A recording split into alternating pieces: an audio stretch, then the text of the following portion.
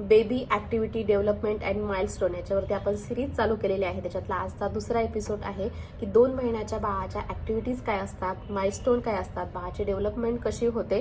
तर मग आपल्या व्हिडिओला सुरुवात करूया. पण व्हिडिओ सुरू करण्याच्या आधी एक गोष्ट मी क्लिअर करते. प्रत्येक बाळाच्या ॲक्टिव्हिटी ह्या वेगळ्या असू शकतात. ज्या मी पुढे ॲक्टिव्हिटीज सांगणार आहे, जर तुमच्या बाळाच्या त्या सेम असतील तर ठीक आहे, पण सेम नसेल तर नंतर त्या डेव्हलप होत असतात. त्याच्यामुळे टेन्शन घ्यायचं नाही. तुला सुरुवात करूया.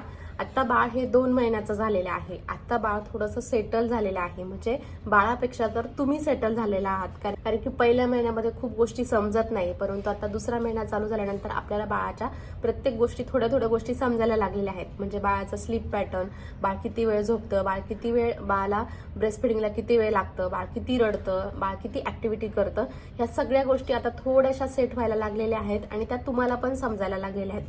पहिला पॉईंट आपण बघूया की बाळाचं वेट किती असतं. आता बाळाचं वेट ह्या महिन्यामध्ये काही बाळांचं वेट हे कमी होतं किंवा काही बाळांचं वेट हे जास्त वाटतं. तर ते बाळाच्या स्लीप पॅटर्नवरती अवलंबून आहे. जर बाळ शांत असेल, छान ब्रेस्ट फीडिंग करत असेल तर बाळाचं 30 ते 40 ग्रॅम इतकं वेट हे वाढलेलं असेल. बाळ हे खूप रडत असेल, ब्रेस्ट फीडिंग चांगलं करत असेल तर 50 ते 60 ग्रॅम बाळाचं वेट हे कमी झालेलं पण असू शकतं. जर याच्यापेक्षा खूप जास्त कमी झालेले असेल तर तुम्ही तुमच्या डॉक्टरांसंग कन्सल्ट करू शकता. दुसरा पॉईंट बघूया की बाळाचा स्लीप पॅटर्न काय आहे, बाळ किती वेळ झोपतं. तर ह्या महिन्यामध्ये बाळ 24 तासातले 16 ते 17 तास झोपतं, परंतु बाळ जे काही जागं राहतं, परंतु बाळ जे आधी फक्त 15 ते 20 मिनिटच जागं राहायचं, तर आता बाळ हे पाऊण तास 1 तास बाळ जागं राहू शकतं आणि त्या 1 तासामध्ये बाळ बऱ्यापैकी ॲक्टिव्हिटीज करतं. बाळ सायकलिंग करतं, हाताच्या मुवमेंट असेल, पायाच्या मुवमेंट असेल, हे बाळ बऱ्यापैकी म्हणजे 1 ते 1.5 तास तरी बाळ हे खेळतं. ॲज कम्पेअर हे पहिल्या महिन्यापेक्षा आता बाळाच्या ॲक्टिव्हिटीज ह्या थोड्याशा वाढलेल्या असतात. तर दुसरी गोष्ट म्हणजे बाळाला किती ऐकायला येतं, बाळाचा साऊंड किती क्लिअर झालेला असतो.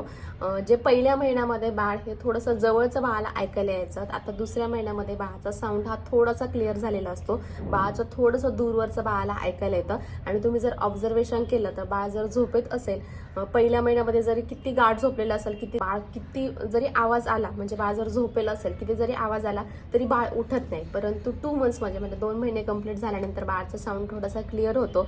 बाळ जर झोपलं असेल आणि बाहेर खूप आवाज चालू असेल किंवा जास्त बडबड करत असाल किंवा डीजे चालू असेल, गाणं चालू असेल तर बाळ हे थोडंसं डचकून हे उठू शकतं. बाळाची झोप हे मोड होऊ शकते. तिसरी गोष्ट म्हणजे मेन, बाळ ह्या महिन्यामध्ये छानपैकी स्माईल करायला लागतं. जर तुम्ही छान गाणं म्हटलं, काही आवाज आला, बाळाने छानसं असं ऑब्झर्वेशन केलं तर बाळ छानपैकी स्माईल करतं. चौथी गोष्ट म्हणजे पॉईंट म्हणजे बाळ हे ह्या महिन्यामध्ये छानपैकी आईज कॉन्टॅक्ट करतं. तुम्ही जर छान बाळासंग बोलत असाल,